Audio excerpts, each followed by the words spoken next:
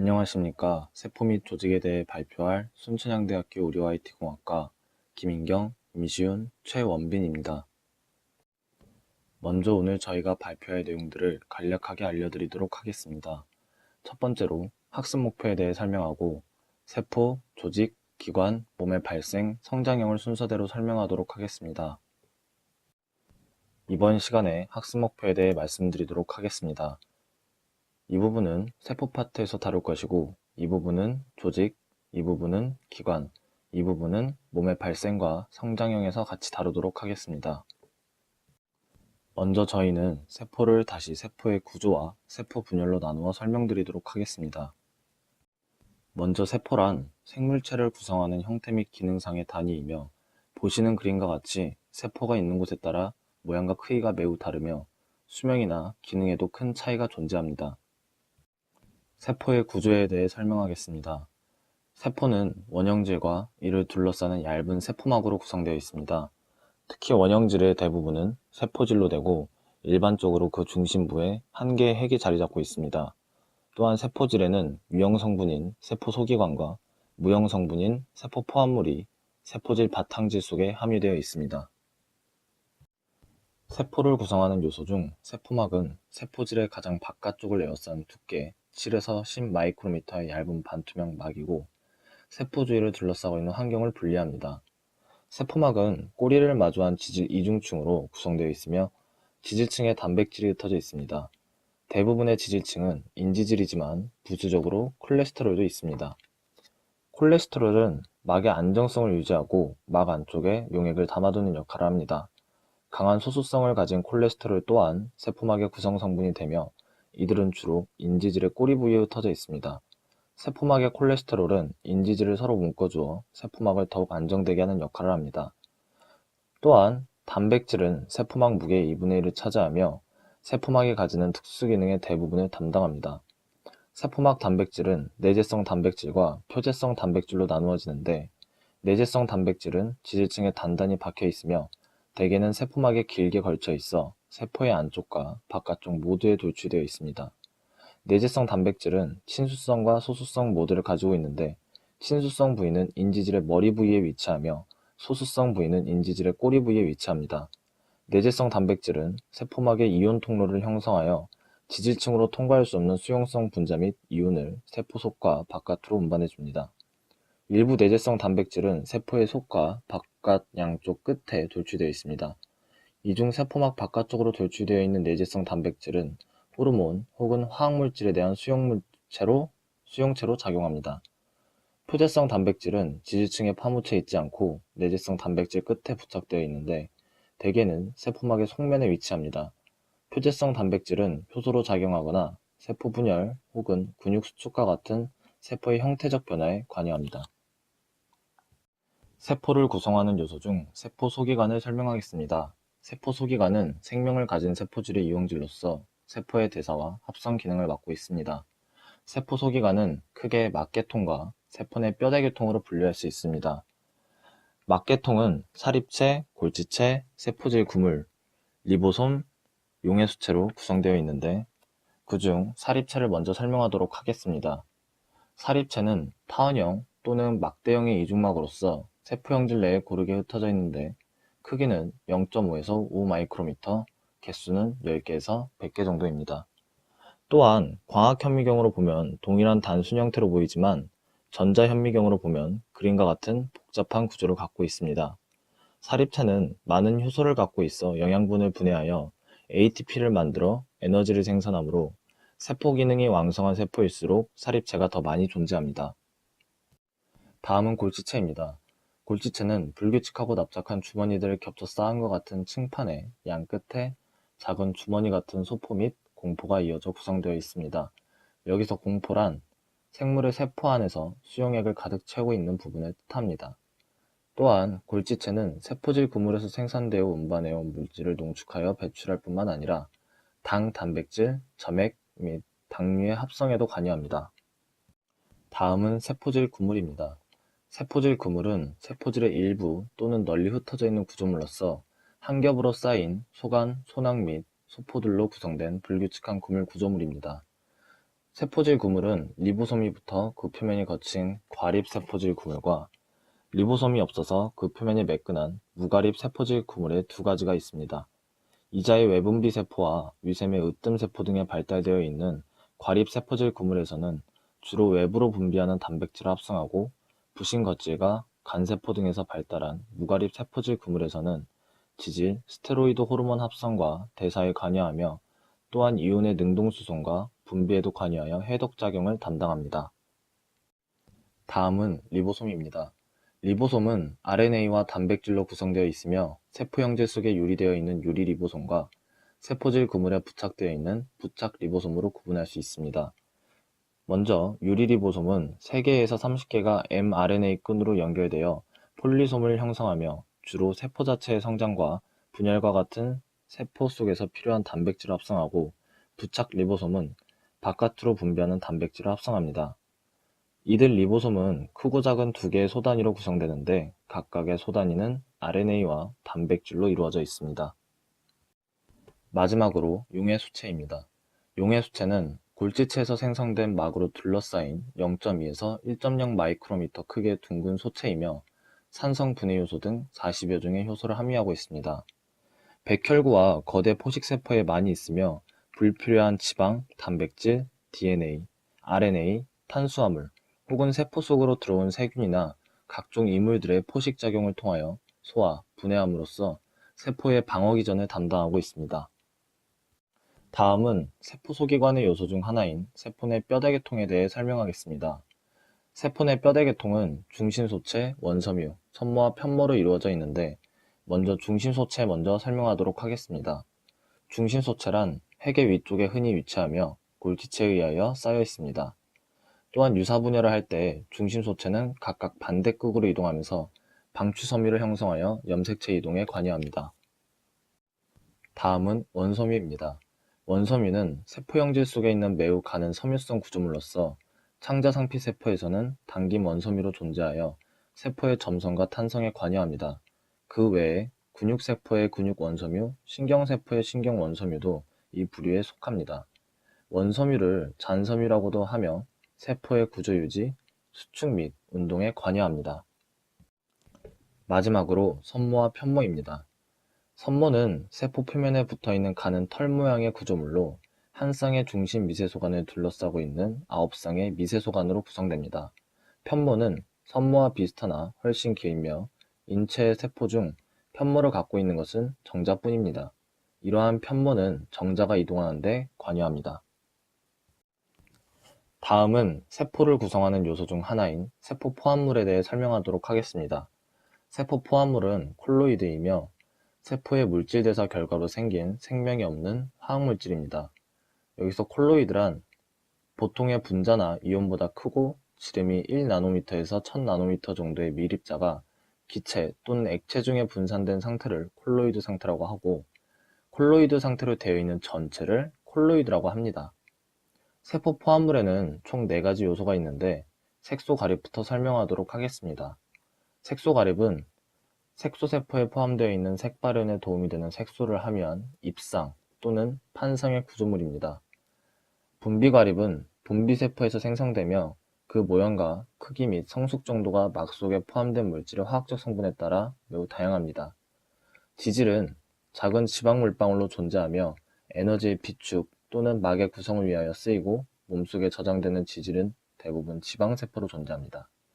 글리코겐은 포도당의 종합체로 모양은 다소 불규칙한 과립 상태로 존재합니다. 그 밖에 난황 과립, 결정체 등도 있습니다. 마지막으로 세포를 구성하는 요소 중 하나인 핵에 대해 설명하도록 하겠습니다. 핵은 세포의 모든 활동을 조절하는 세포 내 기관이며 유전물질인 DNA가 들어있고 세균이나 남조류를 제외한 대부분의 세포에 존재합니다. 핵은 한 개의 세포에 보통 한 개씩 있으나 뼈대 근육 세포와 같이 여러 개의 다핵을 갖는 경우와 적혈구, 혈소판과 같이 없는 경우도 있습니다. 세포핵의 주 기능은 DNA의 복제와 유전 정보의 전사 및 유전자 부호 해독을 통한 RNA 합성이라고 할 수 있습니다. DNA 복제는 세포의 분열 및 증식에 필요하며 유전 정보의 전사와 번역은 세포의 각종 기능에 직접적으로 관여하는 효소 단백질의 생합성에 절대적으로 필요한 과정입니다. 핵은 크게 4가지 요소로 이루어져 있는데 핵막부터 설명하도록 하겠습니다. 핵막은 안팎의 2층의 단위막으로 구성되어 있으며 여러 곳에 직경 약 50에서 70나노미터의 핵구멍이 뚫려 있어서 핵과 세포질 사이의 물질 교환을 이루게 해줍니다. 다음은 핵소체입니다. 핵소체는 구형 또는 타원형으로 RNA와 단백질로 구성되어 있으며 각종 RNA를 합성하는 곳입니다. 핵소체는 세포 분열 과정에서 흩어졌다가 분열이 끝나면 염색체의 한쪽에 다시 형성되는데 이곳을 핵소체 부위라고 합니다. 다음은 염색질입니다.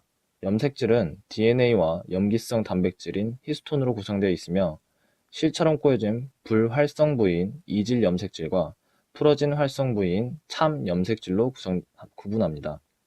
유사분열 시에는 염색질이 촘촘하게 뭉쳐 염색체로 되었다가 분열이 끝나면 다시 염색질로 되돌아가며 주로 유전에 관여합니다. 이 부분은 핵형질인데 핵형질은 핵질이라고도 하며 리보솜, 핵산 및 그 외 핵 구성물질의 합성에 필요한 분자들과 물로 이루어진 혼합물입니다. 그리고 핵의 주기능인 DNA의 복제와 유전 정보의 전사 및 유전자 부호 해독을 통한 RNA 합성과 관련된 영상 2개를 준비했는데 시청하고 세포 분열에 대해 설명하도록 하겠습니다.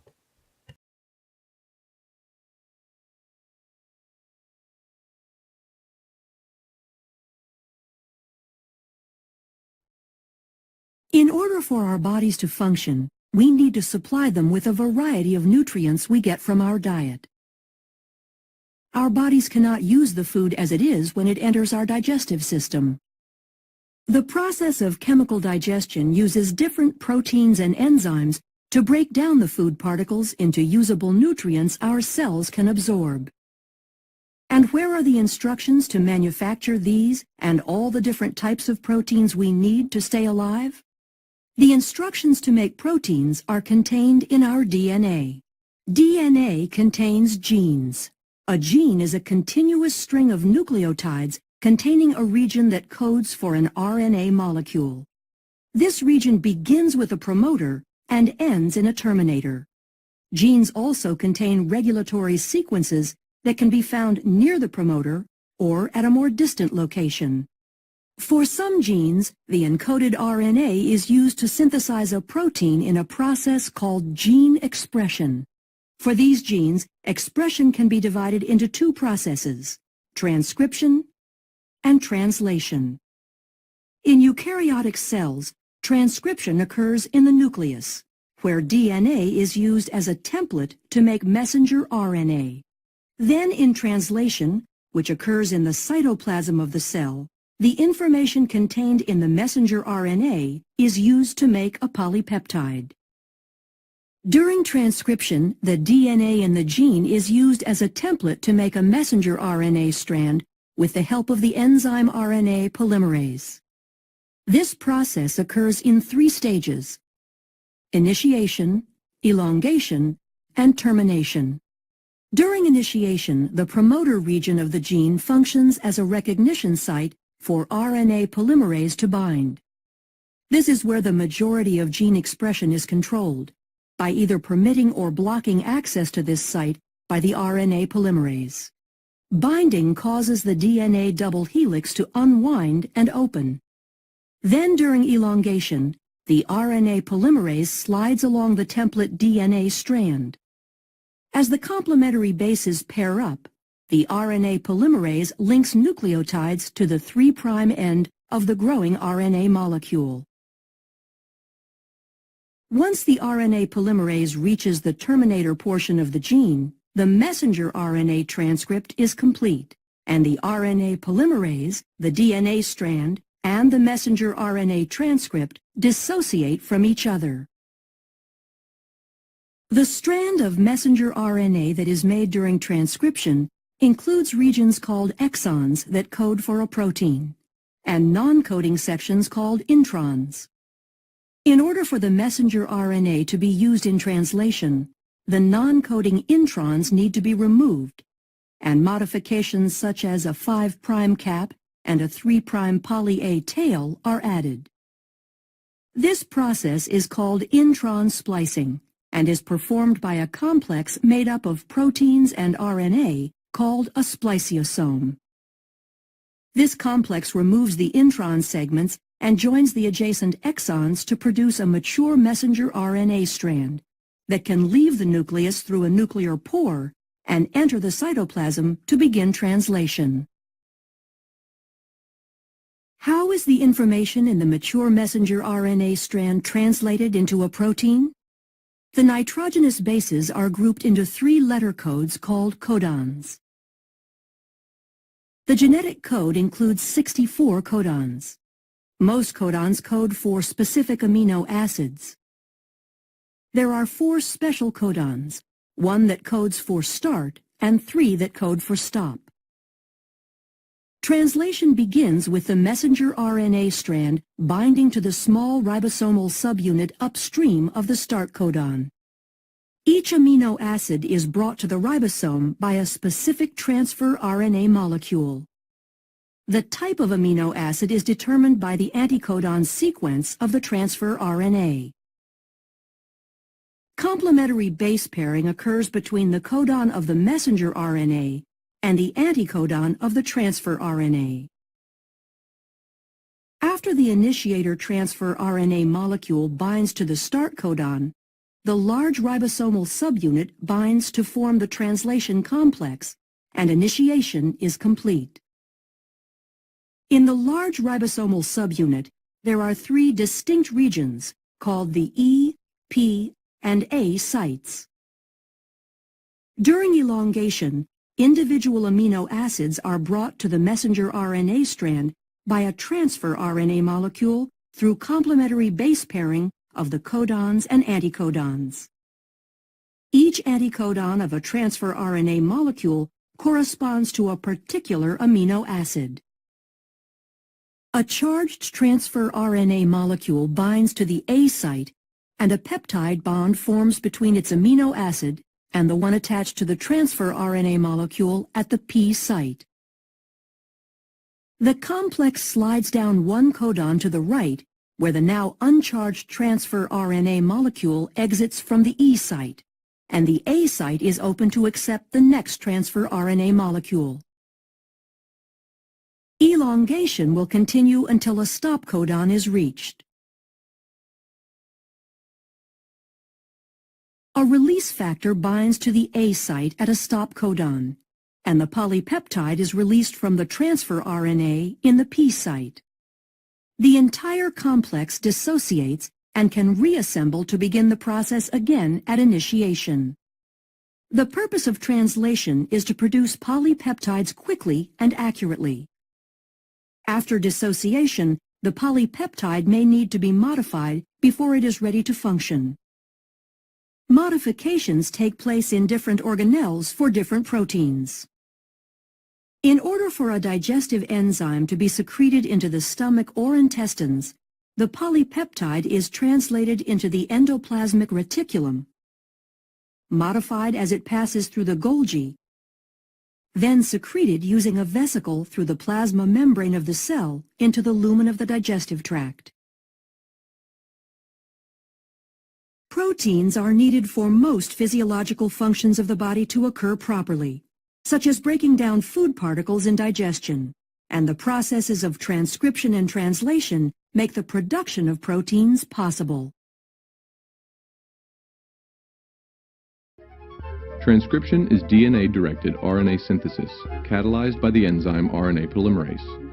The DNA double helix must unwind to expose the template strand so RNA polymerase can add the ribonucleoside triphosphate monomers to the growing RNA transcript. RNA polymerase reads the template strand from its 3' to its 5' end, and the RNA transcript grows from its own 5' to its 3' end. The DNA double helix then rewinds.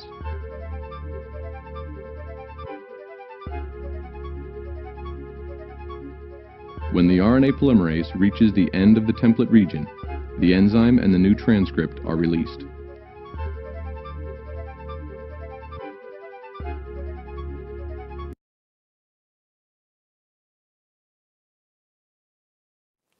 이제 세포 분열에 대해 설명하도록 하겠습니다. 세포 분열은 모세포가 2개 또는 그 이상의 딸세포로 나뉘는 과정으로 세포 주기의 한 부분입니다.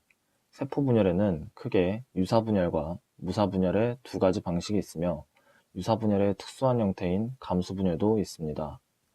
그중 하나인 유사분열을 먼저 설명하도록 하겠습니다. 유사분열은 분열 과정에서 섬유성 구조물이 나타나기 때문에 유사분열이라 이름 지어졌으며 보통 사기로 구분합니다. 유사분열의 과정에 대해 설명하도록 하겠습니다. 먼저 전기에는 세포 분열이 시작되는 초기로서 염색질이 치밀하게 농축되어 염색질이 되고 이어서 더욱 농축되어 일정 수의 토막으로 구분된 염색체를 이룹니다. 핵막과 핵소체는 소실되며 두 개의 중심 소체는 떨어져 반대극으로 이동하며 이들 사이에 가는 섬유인 방추섬유가 나타납니다. 중기에는 모든 염색체가 적도판의 일직선상으로 배열되며 각 염색체의 중심절에 방추섬유가 부착합니다. 염색체들이 이렇게 한 곳에 모여 한 개의 별 모양 형태를 이룬 상태를 혹별이라고도 합니다. 후기에는 중심절이 양분되면서 염색체가 염색 분체로 분리되어 딸 염색체가 되며 이들은 방추섬유에 의하여 양극에 있는 중심소체를 향하여 이동되어 쌍별을 형성합니다. 말기에는 염색체가 다시 염색질로 돌아가고 소실되었던 핵소체와 핵막이 출현하며 방추섬유는 소실됩니다. 중심소체는 분열하여 2개가 되고 세포는 이분되어 결국 모세포와 똑같은 형태와 기능을 가진 2개의 딸세포가 형성되게 됩니다. 다음은 무사분열에 대해 설명하도록 하겠습니다. 무사분열은 염색체나 방추섬유 등이 형성되지 않고 핵과 세포체가 같이 길어졌다가 그 중간이 잘록하게 되어 직접 2개의 세포로 나뉘는 단순한 세포 분열의 형식이며 하등 동물에서 흔히 일어납니다. 사람에서는 변성 중인 세포나 노쇠한 세포에서만 볼 수 있습니다. 마지막으로 감수분열에 대해 설명하도록 하겠습니다. 감수분열은 유사분열의 한 특수형으로서 생식세포가 성숙할 때 일어나는 분열입니다. 감수분열 과정은 유사분열 과정과 같은 단계를 거치지만 유사분열과 달리 제1분열과 제2분열로 2번 연속해서 분열하여 염색체 수가 체세포의 반으로 줄어들고 4개의 딸세포가 형성됩니다. 먼저 제1분열에서는 염색체 수가 반으로 줄어듭니다. 유전물질의 양은 간기의 2배로 늘어났다가 후기에 다시 반이 되어 원래의 양이 됩니다. 제2분열에서는 염색체의 수의 변화가 없습니다. DNA가 복제되어 유전물질이 2배가 되는 간기가 없습니다. 그러므로 분열 후에 유전물질의 양이 원래 모세포의 반으로 줄어들게 됩니다. 먼저 제1분열에 대해 설명하도록 하겠습니다. 제1분열의 전기에서는 염색사가 염색체로 변하고 상동 염색체 한 쌍이 접합하여 이가 염색체를 형성합니다. 중기에서는 이가 염색체가 적도면에 배열되고 양극에서 방추사가 나와 이가 염색체에 붙게 됩니다. 후기에서는 이가 염색체가 갈라져 양극으로 이동합니다. 또한 염색체 수가 반으로 줄어들게 됩니다. 말기에서는 핵막이 형성되고 세포질이 분열하여 2개의 딸세포가 생기게 됩니다. 이때 양극으로 끌려온 염색체는 풀어지지 않고 곧이어 제2분열이 시작됩니다. 연속해서 제2분열에 대해 설명하도록 하겠습니다. 제2분열의 전기는 제1분열의 말기와 같습니다. 중기에서는 염색체가 적도면에 배열이 됩니다. 후기에서는 염색체가 분리되어 양극으로 이동하게 됩니다. 제2분열의 말기에서는 4개의 딸세포가 형성이 되게 됩니다. 다음은 유사분열과 감수분열을 비교해 보도록 하겠습니다. 유사분열은 생장을 위한 분열로 한 개의 모세포가 염색체 수의 변화 없이 1회 분열하여 2개의 딸세포를 형성합니다. 감수분열은 생식세포를 형성하는 분열로 한 개의 모세포가 2회 연속 분열하여 4개의 딸세포를 형성합니다. 이때 염색체 수가 반으로 줄어 딸세포의 염색체 수는 n이 되고 2개의 생식세포가 만나 수정하면 염색체 수가 2n이 됩니다. 따라서 대가 거듭되어도 염색체 수는 일정하게 됩니다. 핵막, 인, 염색체, 방추체의 변화 등 세포학적 변화 과정은 기본적으로 유사분열과 같다고 말할 수 있습니다. 여기까지 많은 내용들을 설명을 했는데 모든 내용들을 알지 못해도 이 네 가지의 학습 목표들은 반드시 짚고 넘어가셨으면 좋겠습니다. 여기까지 세포에 대해 설명드렸고, 다음은 조직에 대해 설명드리도록 하겠습니다. 특정한 형태나 기능을 가진 세포들이 모여있는 집합을 조직이라고 합니다. 인체를 구성하는 조직은 크게 네 가지가 있는데 바로 상피조직, 결합조직, 근육조직, 그리고 신경조직입니다. 먼저 이 네 개 중 상피조직에 대해 설명하겠습니다. 상피조직은 세포수가 많고 사이질 조직이 적은 판상의 조직입니다. 신체의 속과 바깥의 표면을 싸고 있고 그 아래에는 결합조직이 받치고 있습니다. 상피조직은 방어, 분비, 흡수, 감각 수용 등의 중요한 역할도 합니다. 상피조직은 세포의 모양과 배열에 따라 여러 종류로 분류할 수 있고 상피조직의 기능에 따른 분류도 할 수 있습니다. 먼저 모양과 배열에 따라 분리한 것을 표로 한번 보시죠. 모양으로는 편평상피, 입방상피, 운주상피로 나눌 수 있고 배열로는 단층과 중층으로 나눌 수 있습니다. 편평상피는 수직보다 수평으로 더 긴 것이고 입방상피는 수평과 수직이 동일한 것, 원주상피는 수평보다 수직이 더 큰 것입니다. 다음은 상피조직의 기능에 따라 분류한 것입니다. 크게 5가지 상피조직으로 나눌 수 있는데요. 먼저 몸의 표면과 몸 안의 속면을 덮음으로써 우리 몸의 보호 흡수 작용을 하는 덮개상피, 분비 작용에 알맞도록 특수화된 세포인 샘상피, 감각기에서 감각을 전달하는 신경상피, 정자와 난자를 생산하는 종자상피, 마지막으로 외부 자극을 받아들이는 감각상피가 있습니다. 다음은 결합조직에 대해 설명하겠습니다. 결합조직이란 몸에 가장 널리 분포되어 있는 조직인데 좁은 의미로는 여러 기관들의 틈을 메우고 서로 연결시켜 내부의 장기를 보호하는 고유 결합조직을 말하고, 넓은 의미로는 튼튼한 지주를 형성하여 신체를 받치고 있는 연골이나 뼈를 합하여 버팀 조직이라고 합니다. 결합조직의 분류법에는 여러 가지가 있으나 결합조직을 사이질의 성질에 따라 분리하면 고유 결합조직과 특수 결합조직으로 나눌 수 있습니다. 고유 결합조직에는 성긴 결합조직과 치밀 결합조직으로 분류할 수 있고 특수 결합조직에는 연골, 뼈, 혈액과 림프로 분류할 수 있습니다. 먼저 고유 결합조직부터 설명하겠습니다. 고유 결합조직이란 여러 기관들의 틈을 메우고 서로 연결시켜서 내부의 장기를 보호하는 역할을 하는데요. 종류는 바탕질, 섬유성분, 세포성분으로 크게 3가지로 나뉩니다. 바탕질부터 보시죠. 바탕질은 결합조직의 여러가지 세포와 섬유들이 매몰되어 있는 겔 상태의 투명한 액체입니다. 세포와 모세혈관 사이에 영양분과 노폐물을 운반하며 미생물이나 이물질의 침입을 막는 물리적 관문 역할을 합니다. 다음은 섬유성분입니다. 섬유성분의 종류는 악유섬유, 탄력섬유, 금일섬유로 분류됩니다. 악유섬유는 모든 결합조직에 가장 많이 존재하는 섬유이고 탄력섬유는 섬유 분래의 길이에 1.5배까지 늘어날 수 있는 탄력성이 높은 섬유이고 그물 구조는 일반적인 악유섬유와는 달리 복잡하게 얽힌 그물 구조입니다. 마지막으로 세포 성분입니다. 세포 성분에는 여러 가지 종류들이 있으며 이들의 분포 상태는 위치나 조건에 따라 매우 다양하지만 섬유모 세포, 중간엽 세포 등과 같이 결합조직 안에 고정적으로 있는 고정세포와 미생물 침입 시 조직 안으로 유주하는 일부 백혈구 등과 같이 혈액에서 기인한 자유세포로 구분하기도 합니다. 이렇게 고유 결합조직에 대한 설명이 끝났습니다. 다음은 특수결합조직의 연골을 설명하겠습니다. 연골은 연골세포와 많은 연골 바탕질로 구성되고 지주 및 보호 기능을 합니다. 연골은 바탕질에 있는 결합조직 섬유의 종류에 따라 유리연골, 탄력연골, 섬유연골로 분류됩니다. 유리연골은 몸에서 가장 널리 분포되어 있는 연골로서 바탕질에 미세한 악유섬유가 섞여 있으며 매끈하고 투명한 연골입니다. 우리 몸에서는 귓바퀴, 귀간, 후두 덮개 등이 여기 속합니다. 탄력연골은 바탕질에 탄력섬유가 많이 있어 탄력성이 풍부하며 거칠고 불투명한 연골입니다.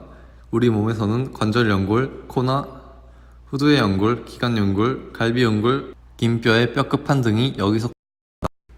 섬유연골은 바탕질에 굵은 악유섬유가 있는 것이 특징이며 압박이 견딜 수 있는 질긴 연골입니다. 우리 몸에서는 강한 장력이 요구되는 척추 사이 원반, 두동 사이 원반, 관절 원반 등에서 볼 수 있습니다.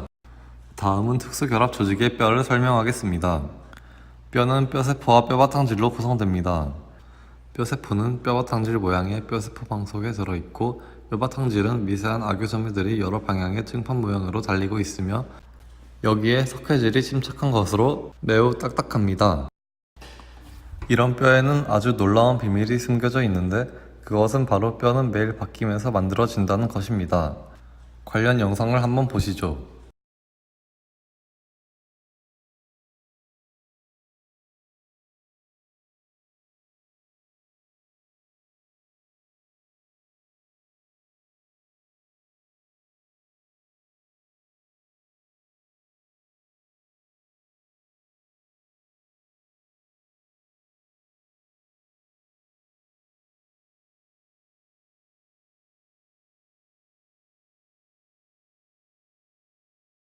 이 붉은색 세포가 뼈파괴 세포이고 파란색 세포가 뼈무 세포라고 하는데요.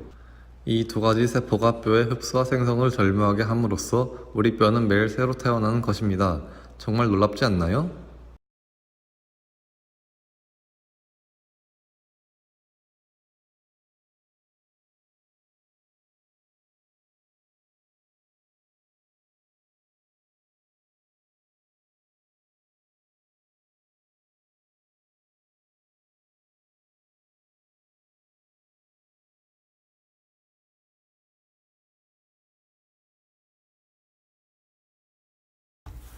다음은 특수결합 조직의 액상 조직을 설명하겠습니다.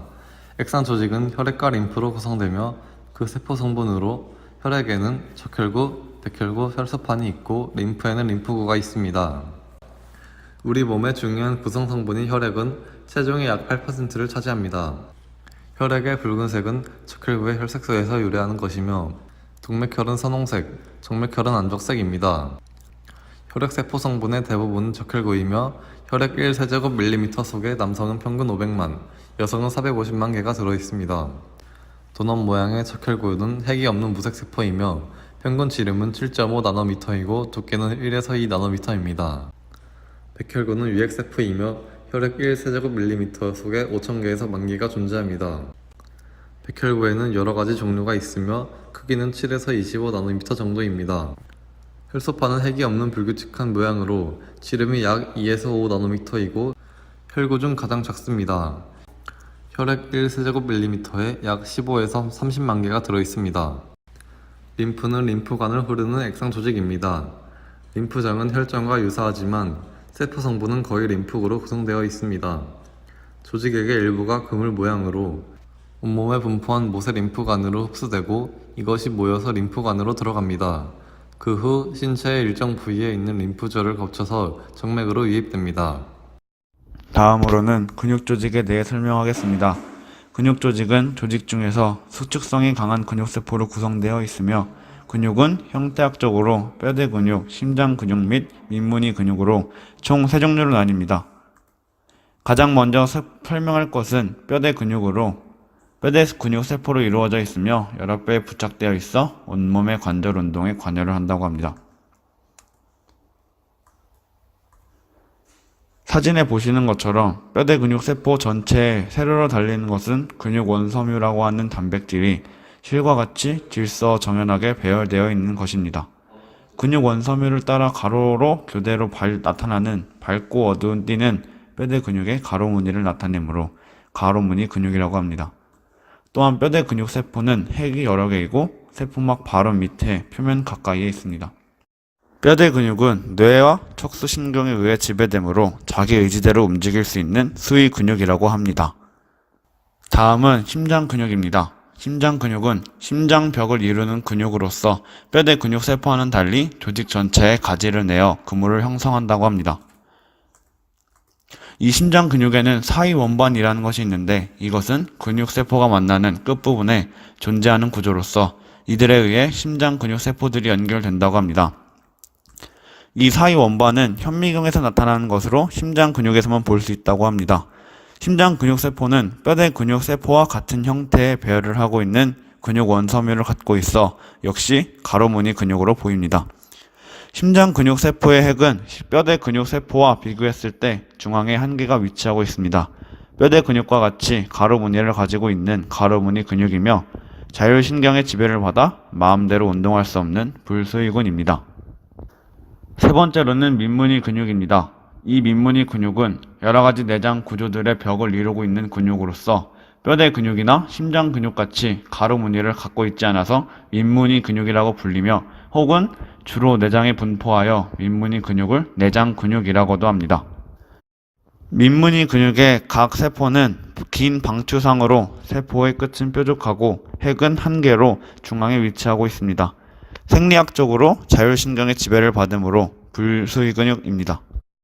그 다음으로는 신경조직에 대해 발표하도록 하겠습니다.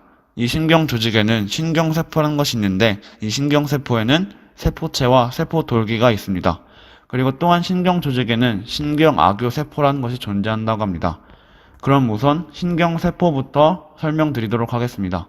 이 신경세포는 세포체와 세포돌기로 이루어져 있는데 각각이 세포체는 주로 중추신경 속에 밀집하여 회색질로 존재하며 세포돌기는 중추신경 속에서 백색질을 만들고 그 말초부는 중추신경 바깥에서 말초신경으로서 온몸에 분포되어 있다고 합니다. 근데 이때 그림을 보시면 세포돌기에는 두 가지가 있는데 이 두 가지는 각각 가지돌기와 축삭으로 가지돌기는 자극을 세포체에 전달하는 기능을 하며 축삭은 세포체의 흥분을 말초에 전달하는 기능을 한다고 합니다. 그리고 여기 그림을 보시면 연접 종말이라는 것이 있는데 여기서 연접은 시냅스라고도 불리며 한쪽 신경세포의 신경돌기가 다른 쪽 신경세포의 신경돌기 혹은 세포체 표면에 연결되는 부위라고 합니다. 그리고 신경섬유라는 게 있는데 이 신경섬유는 많은 신경원섬유가 모인 것으로 그 주위를 마리집이 감싸고 있으며 이때 이 마리집의 유무에 따라 마리집이 있으면 마리집 신경섬유, 마리집이 없다면 민마리집 신경섬유라고 불리웁니다. 여기까지가 조직에 관한 설명이었습니다. 체크리스트를 한번 보실까요? 네, 이 체크리스트들이 이 부분에서, 이 파트에서 이해하고 넘어가야 할 부분들입니다. 그러면 다음은 기관에 대해 설명하도록 하겠습니다. 기관은 특수한 기능이나 활동을 수행하기 위하여 각 조직들이 적절하게 결합된 상태입니다. 이 기관은 실질기관과 속빈기관 두 가지로 나눌 수 있습니다. 먼저 실질기관은 속이 꽉 차 있는 기관으로 대부분 내부가 상피조직인 실질로 구성되어 있으며 사이사이에 소량의 버팀질이 칸막이처럼 끼워져 있고 장기의 표면은 피막으로 쌓여 있다고 합니다. 여기에 예시는 간과 지라, 이자, 콩팥, 침샘 등이 여기에 속한다고 합니다. 그 다음으로는 속빈기관입니다. 이 속빈기관은 속이 비어있는 기관으로서 관내강을 갖는 장기, 즉 위와 창자, 식도, 방광, 기관, 자궁 등과 같은 기관들을 말합니다. 이 속빈기관의 일반적인 벽의 구조는 다음과 같은 4개의 층으로 구성이 됩니다. 먼저 점막, 가장 안쪽을 덮는 부드러운 층으로서 표면은 점액으로 젖어 있어서 각종 분비물로부터 침입을 보호합니다. 또한 일부 기관에선 샘 또는 선이라고 불리는 것을 형성하는 경우도 있습니다. 다음은 점막 밑층이라고 불리는 점막 밑 조직입니다. 이것은 점막의 바깥을 싸는 성긴 결합 조직층이며 돌창자와 같은 장기에서는 이 층에 많은 림프 조직이 존재한다고 합니다. 그 다음은 근육층으로 점막 밑 조직의 바깥을 에워싼 1에서 3층의 근육 조직으로 대부분의 기관에서는 민무늬 근육으로 되어 있지만 일부 기관에서는 가로무늬 근육으로 되어 있는 경우도 있습니다. 거기에 대표적인 예시는 식도 윗부분입니다. 일반적으로 2층 혹은 3층의 근육층을 갖는 경우가 있는데 2층의 근육층을 갖는 경우는 속 돌림층과 바깥 세로층으로 구성되어 있으며 3층의 근육층을 갖는 경우는 속 세로층과 중간 돌림층, 바깥 세로층으로 구성되어 있다고 합니다. 그 다음은 장막 또는 섬유막입니다. 속빈 기관의 가장 바깥쪽 표면을 싸는 것으로서 얇고 투명하며 부드러운 장막으로 덮여 운동이 잘 이루어지는 것입니다. 예시로는 위와 큰 창자, 작은 창자, 방광 윗부분, 심장 등이 있고 섬유막으로 덮여 인접한 조직에 바로 연결되어 운동이 비교적 제한된 것도 있다고 합니다. 예시로는 식도와 기관, 요관, 인두, 방광 아래 부위 등이 있습니다. 여기까지가 기관에 대한 설명이었습니다. 체크리스트를 한번 보고 넘어가실까요? 실질기관과 속빈기관을 이해하고 속빈기관의 벽 구조를 이해하는 것이 이번 파트에서 이해하고 넘어가야 할 부분입니다. 그럼 다음으로 몸의 발생에 대해 설명드리도록 하겠습니다. 우리의 몸은 한 개의 난자와 정자가 결합해 수정란을 이룬 후 자궁의 점막에 착상하여 증식, 분화 및 성장을 거듭한 후 태아로 발육, 약 266일 만에 분만되어 신생아에 이른다고 합니다. 이러한 성장 과정을 연구하는 학문을 태생학 또는 발생학이라고 합니다. 그러면 착상하기 전까지의 과정을 볼까요? 먼저 수정란은 자궁관을 지나는 동안 분할을 거듭하여 많은 분할세포를 이루는데 수정 후 3일이 경과하면 약 16개의 분할세포로 나뉘며 이들이 모여 오디와 같은 오디배를 형성한다고 합니다. 이러한 분할세포의 덩어리는 시간이 지나면서 그 수가 증가할 뿐만 아니라 그 속에 액체가 들어있는 주머니배 공간이 생겨 둥근 주머니배를 이룹니다. 주머니배는 그림에서 보는 바와 같이 안쪽에 한 구석에 많은 분할세포가 모인 속세포 덩이와 주머니배 공간 및 속세포 덩이의 바깥을 사는 한 층의 분할세포로 만들어지는 영양막으로 구성됩니다. 주머니배는 수정한 뒤 6일이 되어서 일반적으로 자궁 몸통의 뒤벽에 착상하는데 속세포 덩이가 있는 쪽이 먼저 자궁의 점막과 닿게 됩니다. 자궁의 점막에 닿은 영양막은 급격히 증식하여 바깥쪽에 세포 경계가 없는 융합세포 영양막과 안쪽에 세포 경계가 분명한 세포 영양막의 2층으로 구분됩니다. 장차 시간이 지나면 주머니 배의 속 세포 덩이는 배아 원반을 이루어 태아가 되는 부분이며 영양막은 양막과 육모막을 형성합니다. 이때 배아 원반은 주머니배 공간 쪽에 단층의 입방세포로 되는 내배엽과 반대쪽에 단층의 원주세포로 되는 외배엽의 2층으로 구성됩니다. 이어서 내배엽 쪽의 주머니배 공간은 난황주머니로 되어 초기 태아의 영양물을 공급하는데 점차 축소되어 2분으로 나뉩니다. 난황주머니가 태아에 연결된 부분을 중간창자, 이보다 앞쪽은 앞창자, 뒤쪽은 뒷창자를 이루어 소화관을 형성하고 태아와 떨어진 곳에 위치하는 난황주머니는 작은 난황관으로 남습니다. 한편 외배엽과 세포 영양막 사이에 틈바구니가 생겨 점점 커지면서 양막을 이루는데 그 속에 빈 양막 공간에는 양수가 채워져 있습니다. 난황주머니는 점차 축소되는 반면 양막은 매우 커져 태아 전체를 싸서 보호하는 구실을 한다고 합니다. 외배엽에서 발생하는 중배엽은 내 외배엽 사이로 퍼져나가며 이러한 발육과 더불어 척삭 양쪽에 있는 중배엽에서는 20일경에 배아에서 마디가 짝지어 나타나는데 이를 몸분절 혹은 체절이라고 합니다. 몸분절에는 세포를 증식하여 뼈분절, 근육분절, 피부분절을 형성하며 뼈분절은 척추와 부속인데 근육분절은 깊은 등근육과 척추의 급힌 근육, 피부분절은 진피와 피부 윗조직을 각각 발생시킵니다. 또한 분절의 속벽을 이루고 있는 세포가 증식하면서 깊은 등근육과 척추의 급힘 근육을 이루는 외에 그 일부는 여러 모습을 띠는 각종 세포로 탈바꿈하여 태아 결합 조직 또는 점액 조직을 형성합니다. 이것을 중간엽이라고 하며 이를 구성하는 중간엽 세포는 방추상 또는 별 모양을 띠고 있으며 그 분화 능력이 다양하여 이들로부터 전신의 결합 조직이 발생합니다.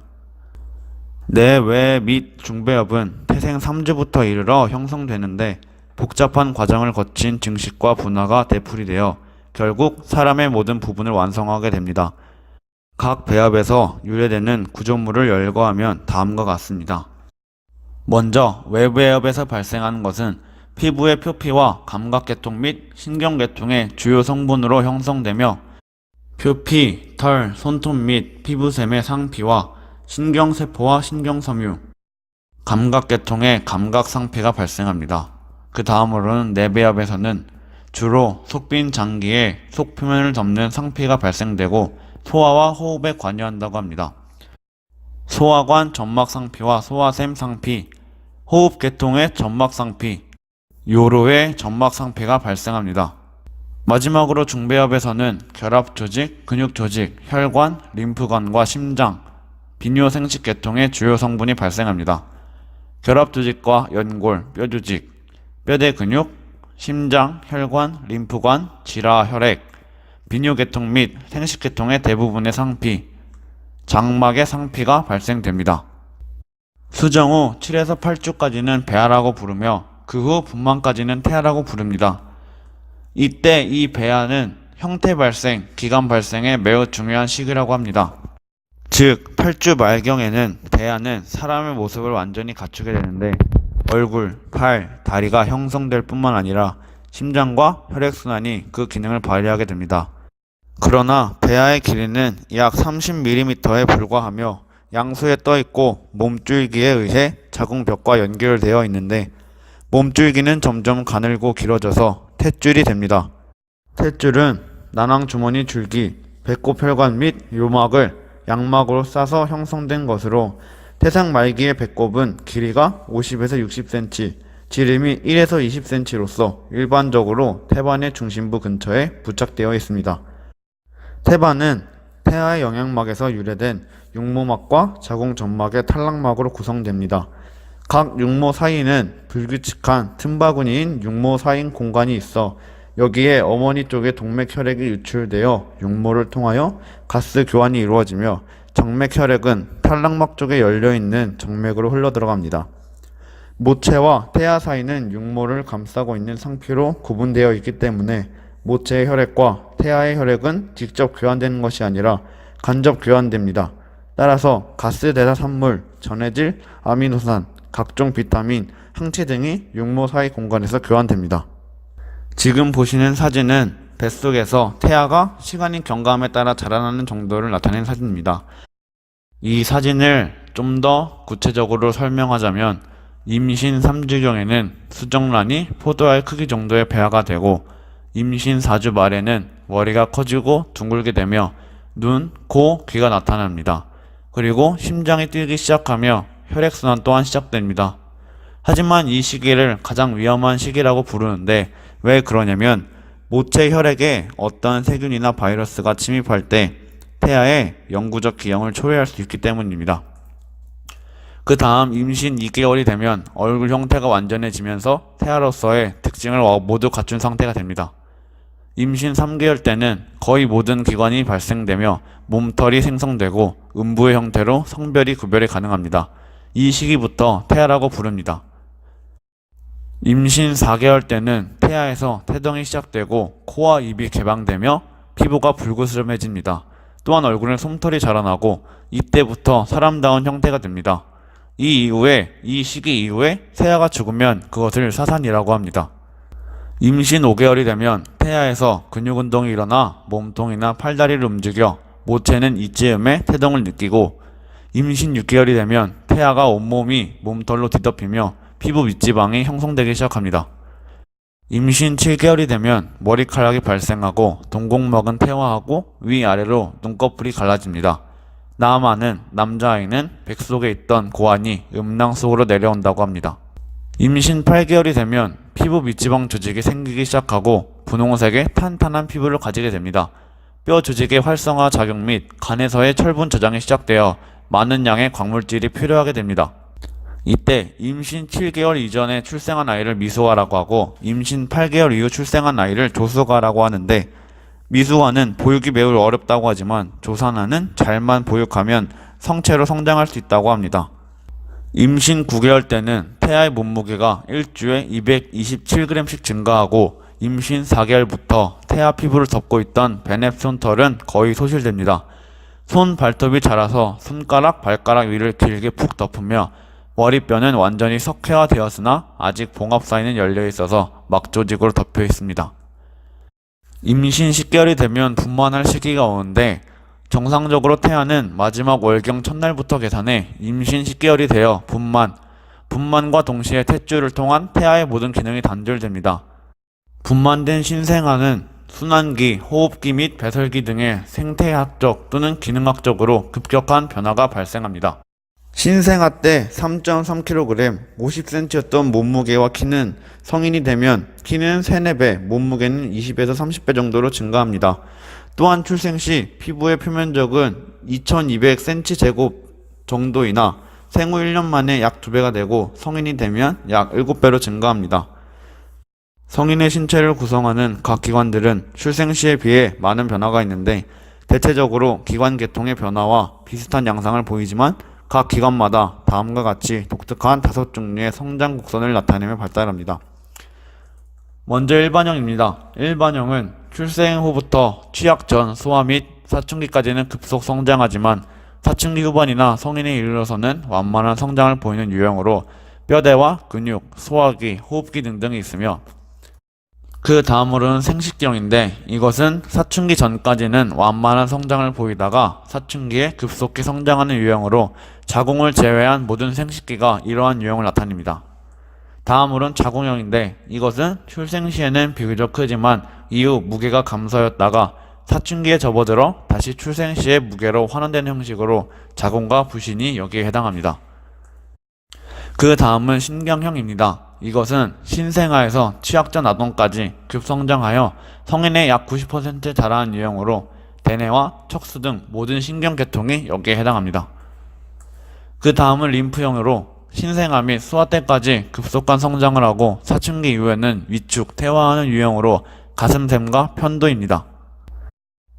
여기까지가 몸이 어떻게 발생되고 또 어떻게 성장하는지에 대한 내용이었습니다. 이 체크리스트를 보시고 이대로 이해하셨다면 그걸로 된 겁니다. 오늘 세포 및 조직에 대해 여러 내용들을 살펴보았는데요. 저희는 이러한 내용들이 최근 사회에서 어떤 부각을 나타내고 있는지 추가적으로 알아보았습니다.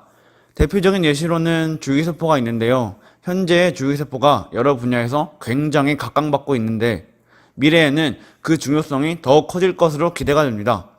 그런 의미에서 줄기세포와 관련된 영상을 준비했습니다. 단순 지식으로 그치지 말고 영상을 보시고 저희가 현재 공부하고 있는 이 부분이 최근 사회에서 어떤 식으로 활용되고 있는지 한번 생각해 주시면 좋겠습니다. 영상을 끝으로 저희는 발표를 마치겠습니다. 지금까지 1조의 김인경, 임시윤, 최현빈이었습니다. 시청해 주셔서 감사합니다. 불치병으로 알려진 에이즈가 정복될 수 있는 걸까요? 영국의 한 에이즈 환자가 줄기세포 이식 수술을 받은 이후 완치된 것으로 보인다는 소식이 전해졌습니다. 두 번째 사례라 기대감이 높아지고 있습니다. 기정훈 기자입니다. 지금까지 에이즈에서 완치된 환자는 일명 베를린 환자로 불린 미국인 티머시 레이 브라운 단 한 명뿐이었습니다.